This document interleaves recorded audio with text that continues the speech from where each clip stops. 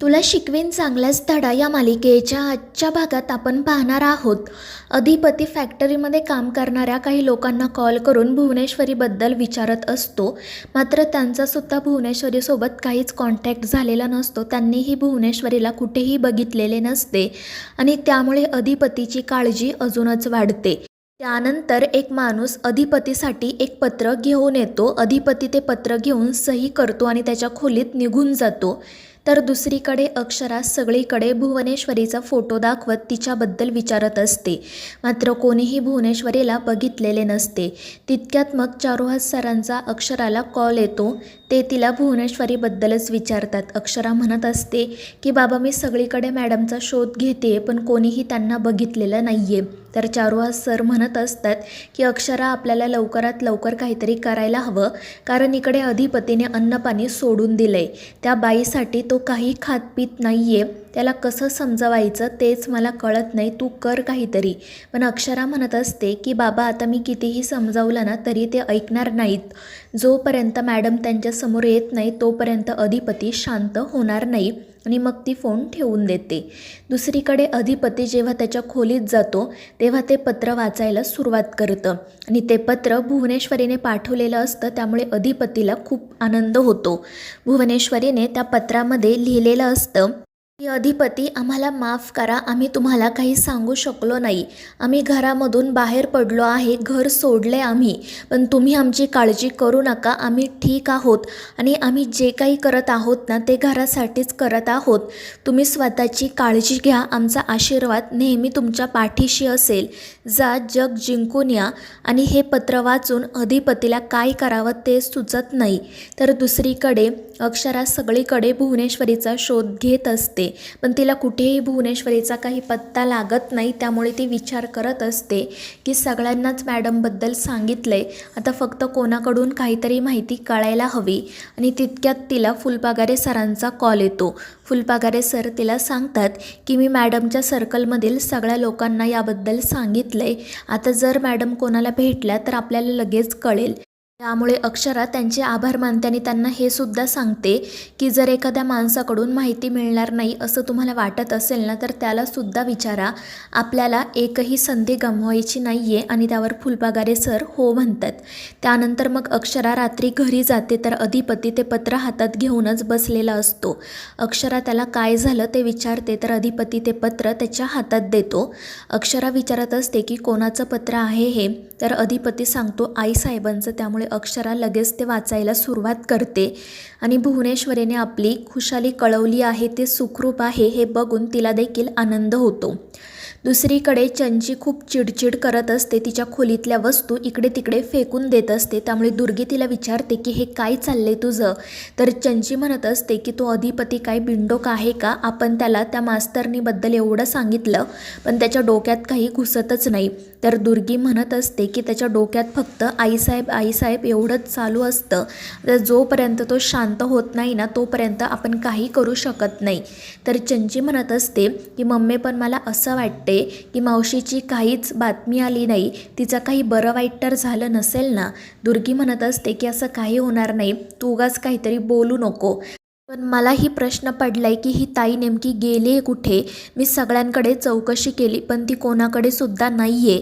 कमीत कमी तिने मला तरी फोन करायला हवा होता ना. आता मला पण भीती वाटते की तिच्या जीवाचं काही बरं वाईट तर झालं नसेल ना.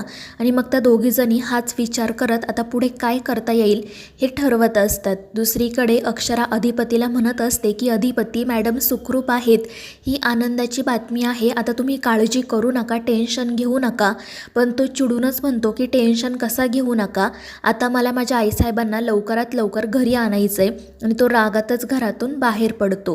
दुसरीकडे चारुहास सर चारुलताच्या फोटोसोबत बोलत असतात आणि तितक्यात अक्षरा त्या ठिकाणी येते. भुवनेश्वरीचं पत्र आले ही गोष्ट ती चारुहास सरांना सांगते.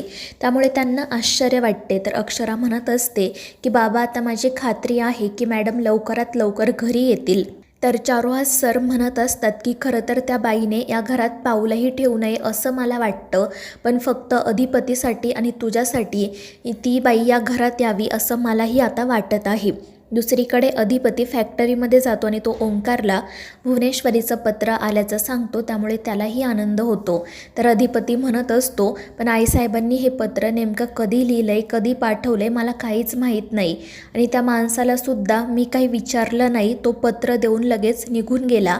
पण आता आपल्याला आपल्या कामाचा वेग वाढवावा लागेल आणि लवकरात लवकर आईसाहेबांना शोधावं लागेल आणि त्यावर ओंकारही हो म्हणतो. त्यानंतर मग दुसऱ्या दिवशी सकाळी अक्षरा देवीकडे प्रार्थना करत असते की मॅडम लवकरात लवकर घरी येऊ दे. तर दुसरीकडे त्याच वेळी अधिपतीला भुवनेश्वरीचा कॉल येतो आणि आईसाहेबांचा कॉल आलेला बघून अधिपतीचा आनंद तर गगनात मावेनासा होतो. तर भुवनेश्वरी त्याला त्याची ख्याली खुशाली विचारत असते. तर अधिपती म्हणत असतो की आईसाहेब ते सगळं जाऊ द्या, आधी तुम्ही कुठे आहात ते सांगा, मी तुम्हाला घ्यायला येतो. पण भुवनेश्वरी त्याला सांगते की अधिपती आम्ही अज्ञानवासात आहोत आणि आम्ही कुठे आहोत हे तुम्हाला कधीच सांगणार नाही, पण आम्ही ठीक आहोत, तुम्ही आमची काळजी करू नका. आणि ते ऐकून अधिपतीला हायसं वाटतं. तो म्हणतो पण आईसाहेब तुम्ही लवकरात लवकर घरी या, तुमच्याशिवाय हे घर मला खायला उठले. पण भुवनेश्वरी त्याला सांगते की नाही अधिपती, आम्ही लगेच घरी नाही येणार.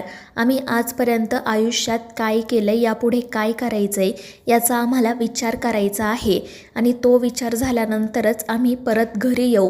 आणि मग ती फोन ठेवून देते.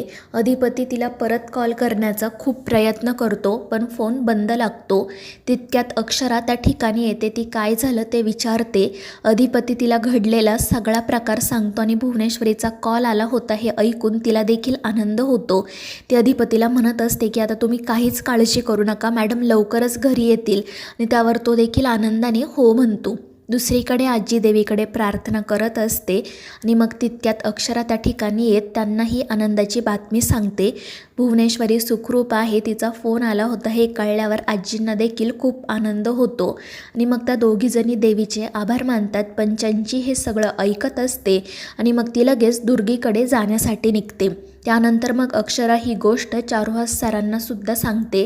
पण त्यांना अशी शंका येते की नक्कीच त्या भुवनेश्वरीच्या डोक्यात काहीतरी नवीन प्लॅन शिजत असणार, नाहीतर ती अशी इन्स्टॉलमेंटमध्ये कॉन्टॅक्ट नाही करणार. मात्र अक्षरा चारुहास सरांना सांगते की बाबा तुम्ही प्लीज आता असा विचार नका करू आणि मला वचन द्या की जेव्हा मॅडम परत घरी येतील तेव्हा तुम्ही त्यांच्याशी नाही भांडणार. त्यावर चारुहास सर म्हणत असतात की अक्षरा बाळा, मी काय मुद्दाम तिच्याशी भांडत नाही. तर अक्षरा म्हणत असते की हो बाबा मला कळतंय सगळं, पण त्यामुळे अधिपती तुमच्यापासून दुरावू शकतात. आणि त्यावर चारुहास सर नाईलाजाने म्हणतात की ठीक आहे, अधिपतीसाठी आणि तुझ्यासाठी मी त्या बाईशी नाही वाद घालणार. आणि ते ऐकून अक्षराला आनंद होतो. तर मित्रांनो, या मालिकेच्या पुढील भागांच्या अपडेटसाठी आपल्या चॅनेलला सबस्क्राईब करा.